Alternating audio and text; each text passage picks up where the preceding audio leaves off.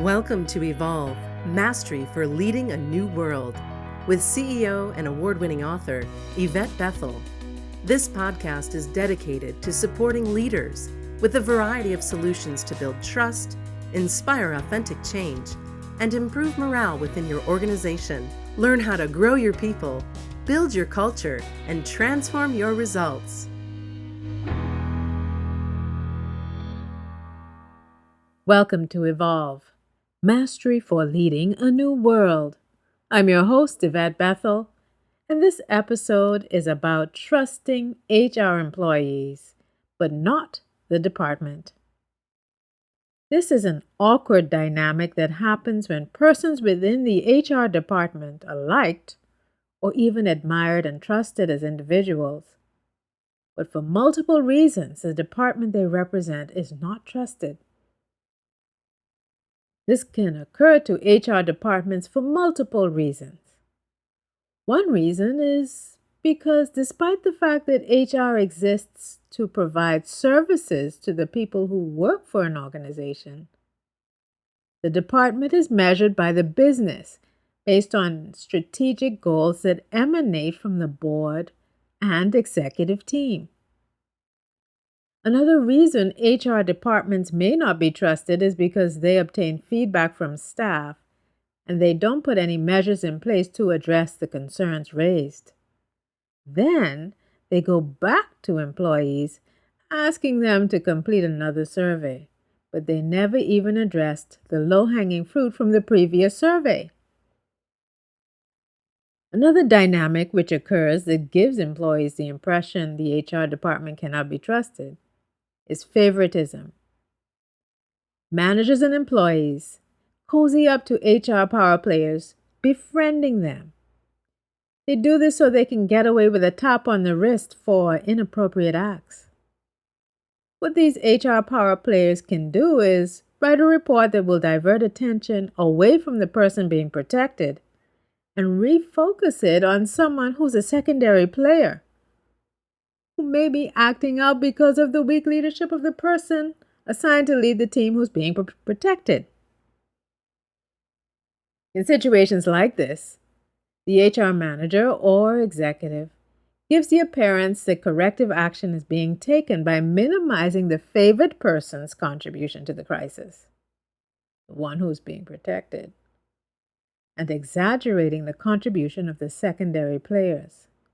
And then that same HR manager or executive smiles for the camera and says, "What a great place this is to work," while persons witness a grave injustice orchestrated by the HR department. When the HR department is not trusted, but individuals within the department are, multiple off-the-record conversations happen. Persons will call HR representatives they trust, but because of abuse of power by persons higher up in the HR hierarchy, the HR representatives receiving calls of complaint are forced to listen to grave injustices, and then there's not much they can do about them. Because if these representatives mention anything to the HR executive or manager, a series of probing questions will ensue, trying to uncover who made the call.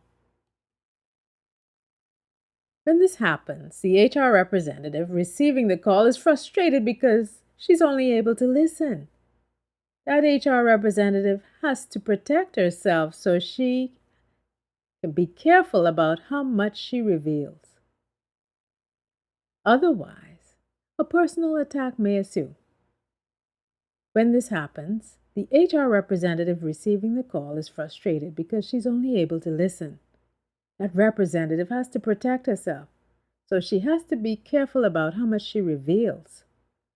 Otherwise, a personal attack may ensue, so the information remains off the record because no one is willing to put their head in the mouth of the lion who can bite them at any moment.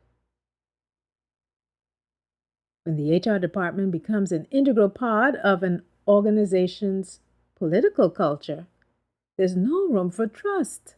The trusted HR representatives are powerful listeners, but they have no voice, so they cannot represent persons who are lodging complaints. Instead, these concerns are filed in the proverbial ever-expanding file called off the record. The HR representatives are trapped in an unwanted circumstance because some of them spent years building a reputation of integrity and honesty, but they are part of a department where they are being affected by integrity-related blemishes that they have no control over. And they will probably follow their careers if they remain in the same department for too long. Sometimes the political machinations of the executives use the HR department to achieve their personal agendas. In circumstances like this, HR becomes a power tool used to reward persons who are loyal to the executive team, while HR is powerless to do anything about bold displays of favoritism. To undo dynamics like these is no easy feat. The first step is for leaders to become aware of their contribution to the dysfunctional behavior. This information can be obtained within departments using engagement and 360 surveys. If the HR department has service-level agreements, the department can administer satisfaction surveys asking external stakeholders about trust and overall effectiveness of the department. Experience has shown that just because a survey provides results, it doesn't mean those results will be accepted or acted upon. If they are accepted, it's not enough for the leader to acknowledge their dysfunction and then attend a seminar. Habits can be neurologically hardwired. And so if they are acknowledged by leaders and they are committed to real change, this is a start. The next step is to hire someone who can not only model the desired behaviors, the same person should be able to hold their coworkers accountable to those behaviors. Habits are much harder to break for persons whose behaviors have become blind spots, so fresh eyes are often useful. If an employee is stuck in an HR department that is not trusted and there are no signs of change, they should consider if that department is the right one for their career growth. If not, they can seek alternative employment. When persons bring off-the-record comments to HR, they really need help, but they don't know who they can trust for that help.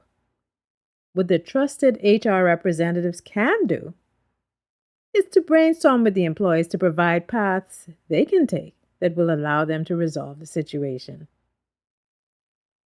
Whether you trust your HR department or not, you will need to use them. So if the HR department continues to be not trusted, a rebranding effort is needed. And those who contribute to the distrust need to be advised of how they contribute to low trust.